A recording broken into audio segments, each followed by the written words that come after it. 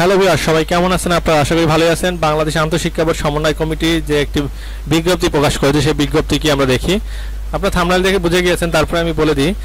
বিষয় ছিল সিলেট বিভাগের আওতাধীন মাধ্যমিক ও উচ্চশিক্ষা বোর্ড, সিলেট বাংলাদেশ মাদ্রাসা শিক্ষা বোর্ড এবং বাংলাদেশ কারিগরি শিক্ষা বোর্ডের অধীন অনুষ্ঠিতব্য এইচএসসি ও সমান 2024 পরীক্ষা প্রসঙ্গে। সো শিক্ষার্থীবৃন্দ, যারা হচ্ছে গিয়ে তোমরা সিলেটে আছো, তাদের কিন্তু পরীক্ষা স্থগিত করে দিয়েছে, এসএসসি পরীক্ষা।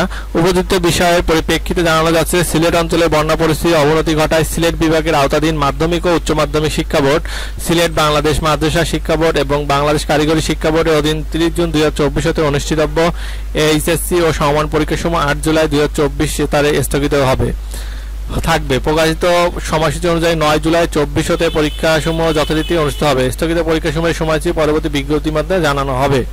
ঠিক আছে, তার মানে 8 জুলাই পর্যন্ত স্থগিত থাকবে এবং প্রকাশিত সময়সূচি 9 জুলাই 2024 হতে পরীক্ষাসমূহ যথারীতি অনুষ্ঠিত হবে।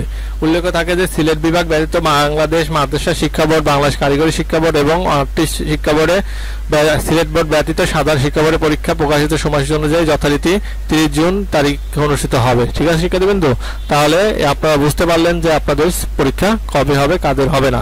সো এই ছিল আজকের ভিডিওটি। সবাই ভালো থাকবে, সুস্থ থাকবে এই কামনা করে বিদায় নিচ্ছি। আবার দেখা হবে অন্য কোনো ভিডিওতে অন্য কোনো দিন। আল্লাহ হাফেজ।